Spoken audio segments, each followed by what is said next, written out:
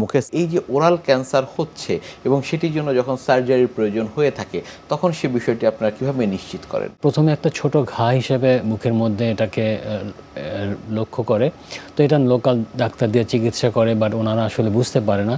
ওনারা যখন আমাদের কাছে প্রেজেন্ট করে আসলে এটা অনেক অ্যাডভান্স স্টেজে চলে যায়, স্টেজ 4 চলে যায়। স্টেজ 4-এ আমাদের আসলে অপারেশনটা অনেক বড় হয়। আমি যেটা আগেও বলেছি যে পুরোপুরি ফাংশনিং করাও আসলে খুব ডিফিকাল্ট। তো সেক্ষেত্রে প্রথমে আমরা আলসারটাকে দেখব, কিছু পরীক্ষা নিরীক্ষা করব, করে আমরা ডায়াগনোসিস করব যে কোন স্টেজে আছে। তারপরে আমরা সিটি স্ক্যান করে দেখব কোথাও ছড়িয়েছে কিনা, আরও অ্যাডভান্স পেট স্ক্যান করে দেখব যে কোথাও ডিস্টেন্স মেটাস্ট্যাসিস হয়েছে কিনা। সেগুলো ইনশিওর করে তখন আমরা হয়তোবা আমাদের টিমে থাকবেন একজন সার্জন, একজন প্লাস্টিক সার্জন থাকতে পারে রিকনস্ট্রাকশনের জন্য, একজন অনকোলজিস্ট থাকতে পারে, একজন স্পিচ থেরাপিস্ট থাকতে পারে, কারণ এগুলোর ক্ষেত্রে স্পিচেরও প্রবলেম হতে পারে। সো এগুলি সব কাউন্সিলর থাকতে পারে, এগুলো সব কম্বাইনলি কাজ করে একটা প্ল্যানিং করে আমাদেরকে আগাতে হবে আসলে, কারণ এর জন্য লং টার্ম ফলো আপেরও প্রয়োজন। ইট involves lot of cost as well, because owner rehabilitation লাগবে। কোনখান থেকে আমাদেরকে যতটুকু অংশ আমরা কেটে ফেলবো সেটা কোথা থেকে আমরা নিয়ে আবার রিকনস্ট্রাকশন করব, সেটা প্লাস্টিক সার্জনের সাথে আলাপ করে ওটা করতে হবে।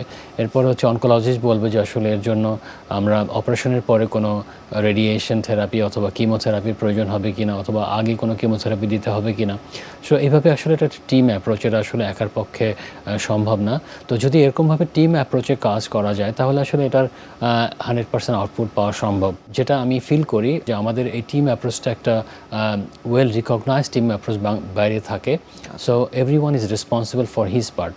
বাট এখানকার সমস্যা হচ্ছে আমাদের এই কোঅর্ডিনেশনগুলো একটু কম আছে। তো যদি আমরা এরকমভাবে ডেভেলপ এখানে করতে পারি, আমার মনে হয় এই যেহেতু আমাদের এই ওরাল ক্যান্সারটা বিরাট প্রিভ্যালেন্স ইন বাংলাদেশ, তো সেটার ক্ষেত্রে আমরা হয়তোবা রোগীরা বেনিফিটেড হতে পারে বেশ ব্যাপকভাবে। সেক্ষেত্রে আসলে এই যে সার্জারির জিনিসগুলো নিয়ে আমরা আলোচনা করছিলাম, এক্ষেত্রে কোন কোন দিকগুলো আসলে উন্নতির প্রয়োজন রয়েছে? আমাদের আসলে প্রবলেম হচ্ছে রোগীর শিক্ষার অভাব থাকে, রোগীদেরকে বোঝানো বা রোগীরা অ্যাওয়্যার থাকে না। আরেকটা হচ্ছে আমাদের কিছু টেকনোলজিক্যাল ডেফিসিয়েন্সি সবসময় থেকেই যায়, যেটার কারণে আমরা অত কমফোর্টেবলি এখানে কম্প্রোমাইজ সিচুয়েশনে কাজ করতে হয়। আরেকটা হচ্ছে যেটা আমি আগে বললাম যে টিম অ্যাপ্রোচের অভাব আছে। আরেকটা তো অবশ্যই ফিনান্সিয়াল দিকটা একটা বড় প্রবলেম। মুখের সার্জারির বিষয়গুলো নিয়ে আপনার কাছ থেকে আরও শুনবো, তবে তার আগে আমাদের এই অনুষ্ঠানে একটি নিয়মিত সেগমেন্ট হচ্ছে বিভিন্ন খাদ্যের পুষ্টি গুণাগুণ সম্পর্কে আমাদের দর্শকদের জানিয়ে দেয়া। প্রিয় দর্শক, দেখছেন স্বাস্থ্য প্রতিদিন। কথা হচ্ছিল খুব গুরুত্বপূর্ণ একটি বিষয়, মুখের সার্জারি নিয়ে।